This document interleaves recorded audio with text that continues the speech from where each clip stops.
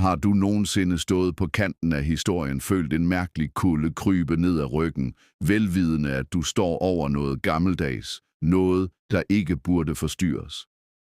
I Danmark findes der et sted, hvor grænsen mellem de levende og de døde næsten ikke eksisterer. Avnslev, Vikingegaven. Men det kan sind. Sikkert.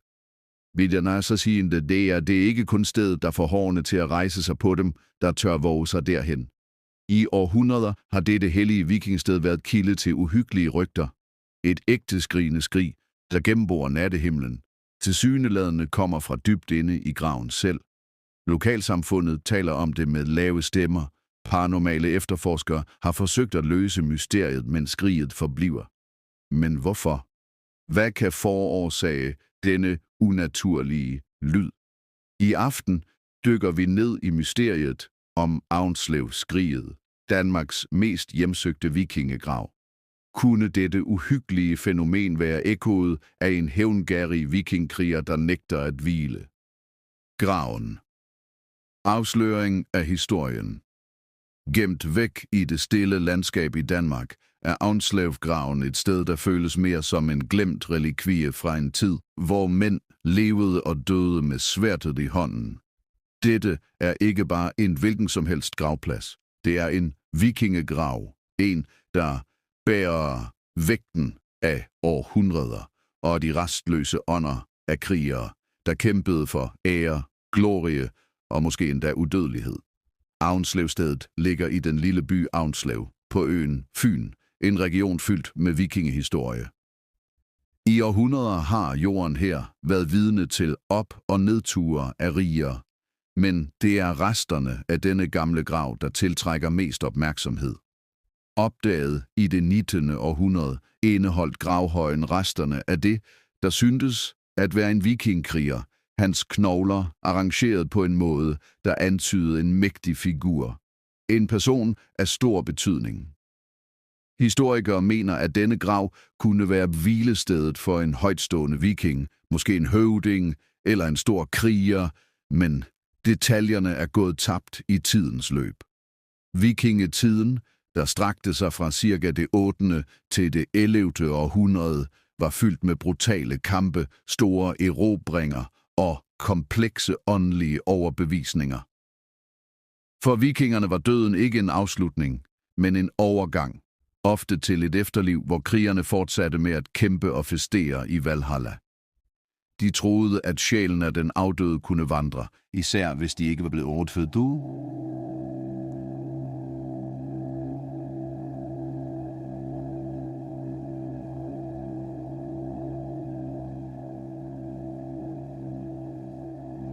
Det er uafsluttede sager. Det er inden for den åndelige ramme, at legenden om Avnslevsriget finder sin oprindelse, og selve graven er markeret med en simpel høj, dækket af gas og omgivet af et mysterium. Lokalsamfundet har længe hvisket om de mærkelige begivenheder, der finder sted nær stedet.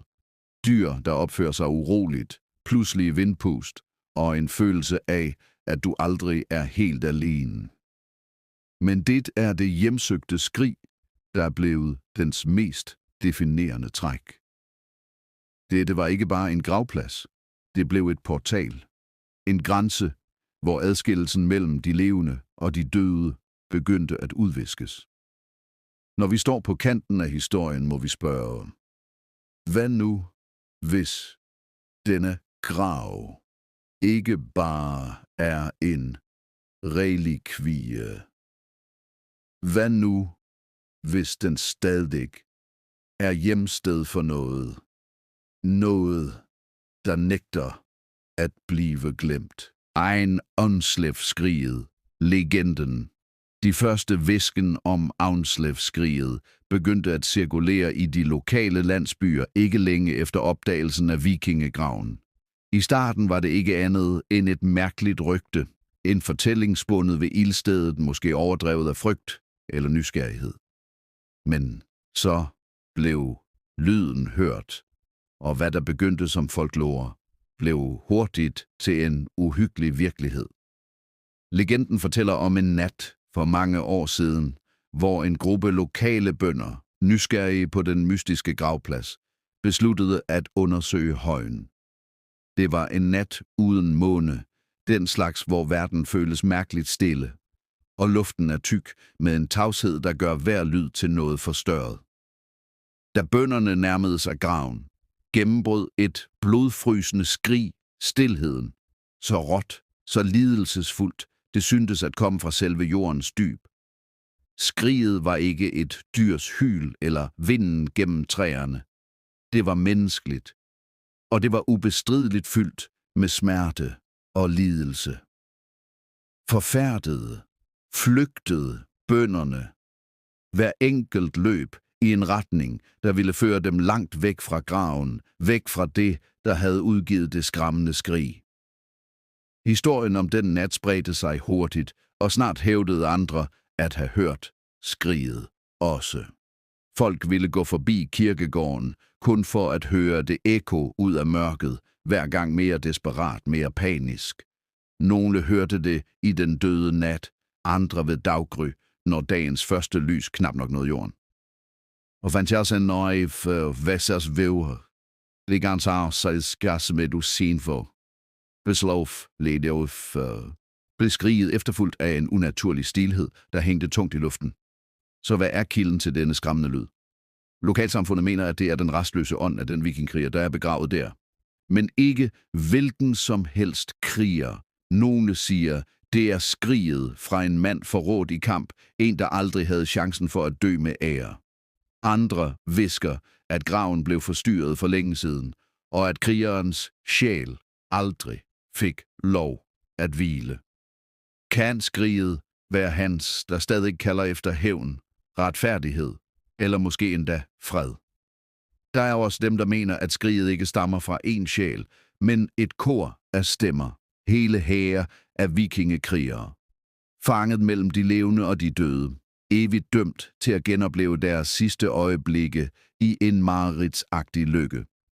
Hver gang skriget ekkoer, er det som om de kæmper endnu en gang, fanget i et øjeblik af voldsom død og ufuldendt pligt. Men uanset hvilken teori der er tale om, er én ting sikker. Aunslevskriget er ikke bare en spøgelseshistorie. Det er en lyd, der overskrider tid, et vedvarende vidnesbyrd om fortidens magt, og de rastløse ånder, der nægter at blive glemt.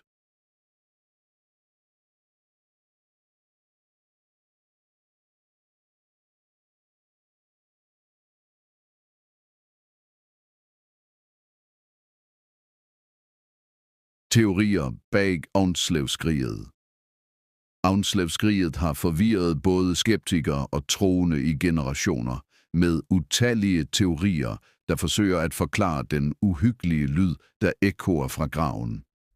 Nogle tror, det er skriget fra en enkelt rastløs sjæl, mens andre antyder, at årsagen er langt mere kompleks, måske endda overnaturlig. Lad os udforske nogle af de mest overbevisende teorier bag dette hjemsøgende fænomen. Vikingeforbandelsesteorien. En af de mest populære teorier blandt lokalbefolkningen der er, at Aunslev-graven er forbandet. Vikingerne var et brutalt folk, og deres angreb var ofte præget af blodshed og forræderi. Kunne det være, at den kriger, der blev begravet her, blev forbandet, måske af guderne selv, på grund af den vanære eller vold, han oplevede i sit liv? Troen på forbandelser var almindelig blandt vikingerne, der mente, at en krigers sjæl kunne være bundet til jorden for evigt, hvis de døde med uafsluttede opgaver. Aunslevskriget kunne dermed være den desperate kald fra en viking, der søger forsoning for sine tidligere fejltagelser, et evigt ekko af den vold og hævn, der definerede deres eksistens. Den rastløse krigers ånd. En anden teori antyder, at skriget tilhører en enkelt kriger, en stor viking, der aldrig fandt fred. Ifølge denne opfattelse var vikingen begravet i Aunslevgraven en person af stor betydning, måske en høvding eller leder. Hans ånd fandt dog aldrig sit sidste hvilested. Enten på grund af forræderi, en ufuldendt opgave eller en ufuldkommen begravelse, blev hans sjæl efterladt til at vandre mellem liv og død, kaldende på befrielse. Skriget er hans kald på retfærdighed, for den ære, han blev nægtet i livet, ude af stand til at hvile, indtil de uretter, der blev begået i hans død, bliver anerkendt. En kollektiv sjælteori. Nogen tager en mere omfattende synsvinkel og antyder, at skriget måske ikke tilhører en enkelt ånd overhovedet. I stedet kunne det repræsentere sjælene af flere vikinger, krigere, der døde i kamp og blev begravet sammen. Måske skaber deres restløse energi, fanget mellem verdener, et kollektivt skrig, et udbrud af sorg og vrede, der genlyder gennem tiden.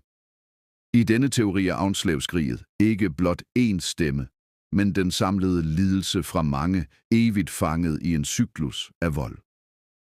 Den naturlige fænomenteori. Selvfølgelig er der skeptikere, der helt afviser den overnaturlige forklaring. Nogen peger på muligheden for, at skriget kunne være resultatet af naturlige fænomener. Vinden, der blæser gennem træerne, eller jordens bevægelse. Regionen omkring Aunslev-graven er kendt for sine uhyggelige akustikforhold, hvor vindens lyd kan bære på forstyrrende måder. Kunne skriget være intet andet end et naturfænomen forstærket af geografi og atmosfæriske forhold? Hver teori har sin egen værdi, men ingen forklarer fænomenet fuldt ud. Og derfor fortsætter Aunslev-skriget med at ekoere gennem tiden. Et mysterium, der forbliver uløst. Og måske er det netop, hvad det ønsker. Konklusion. En mørk arv. Når vi står på kanten af historien og stirrer ind i de skygger, der kastes af Aunslev-skriget, må vi spørge os selv, hvad betyder denne hjemsøgelse egentlig? Er det den rastløse skrig fra en vikingkriger, hvis sjæl blev nægtet fred? Eller er det noget mere, noget gammeldags og ondt, for evigt vævet ind i landets væv? Aunslev-skriget er ikke en almindelig hjemsøgelse.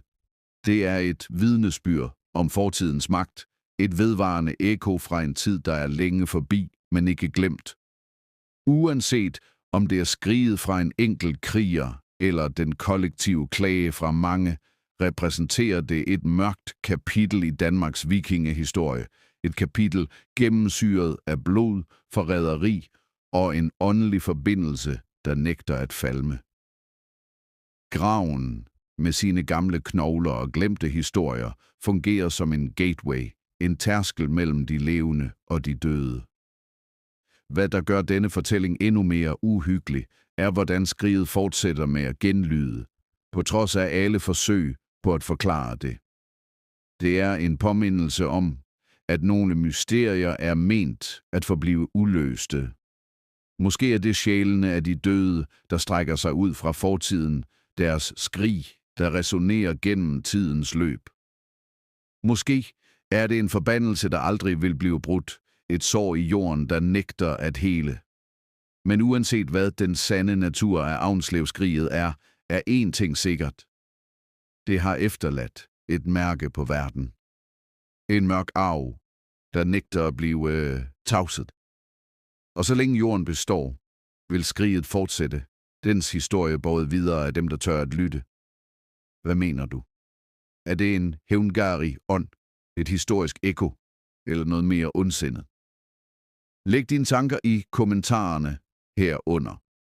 Og hvis du ikke allerede har gjort det, så glem ikke at like, abonnere og dele denne fortælling om mørke med andre, der tør afsløre dens hemmeligheder. Natten venter.